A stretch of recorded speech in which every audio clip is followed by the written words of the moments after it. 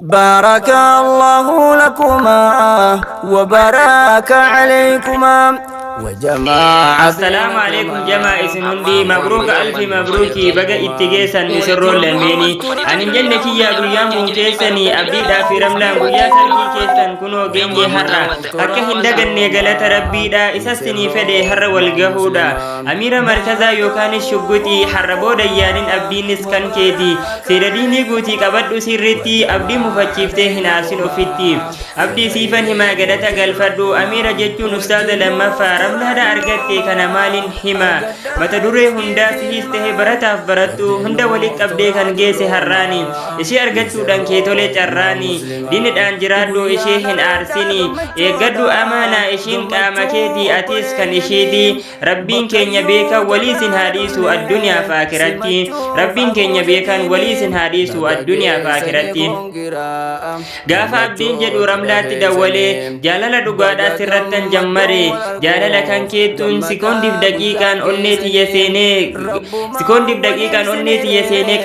qalbi namarare ya bari hidduti ya kottu wali galle bulti ijarranna ramlanis nijette hindifne lafatti ya barata kenya abdina magari jechi dugate he onne naqabanan atikan kotanan anis kan ketuma ani hasan fedu an hasan barbadu beki isaduma olle bubballan mujalalli hinduma كرا رب الرتي وليقلوا أما ويان إدن سنيس كنو جه أما بارك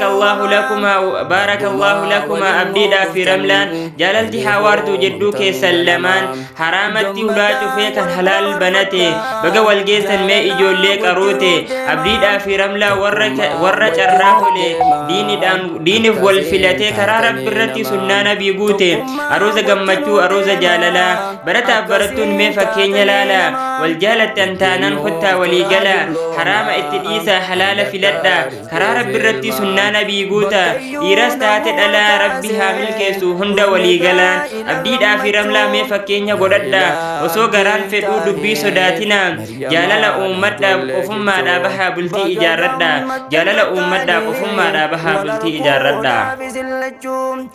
أروز قمتشو أروز جاللا يا ربي نوف قدي ميسرو تنيا لمان فكينيا علي فاطمة أبديدا في رملان قمتشو نوف جرادا إسني فاقودو بلتي قمتشودا باتي أولغلودا وليس سلامدا جدو كيسانيتي جاللا تمسدا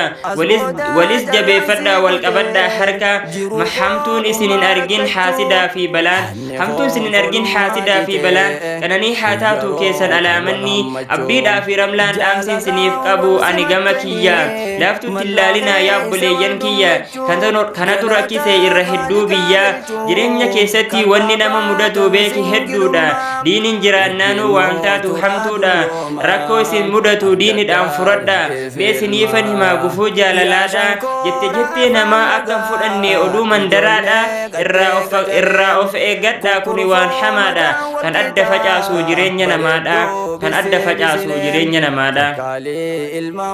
faasina jedhanii hunda jijjiirama dhagaha yaa jama nama nun beenne waan keenya gaafanna diinirraa fagaachuun waan wallaalli nu goote garii namaa jira kan rakkise jiruun diinii islaamaadha beekinirran jiru xiqqoo wal mufannaan furmaanni hin jiru ganamaaf galgala kan dhaabbatu hulaa beeroo kuni bu'aan qabu jiruun isaa zeero wallaalli xiqqeenya kottuutii baradhu sunnaa nabii keenya furmaata waa hundaa qur'aanatu jira dhagaha yaa jama osoo kana beennuu maaliif taana jaama kan qur'aanni hidhee qur'aanan hiikama kan qur'aanni hidhee qur'aanan hiikama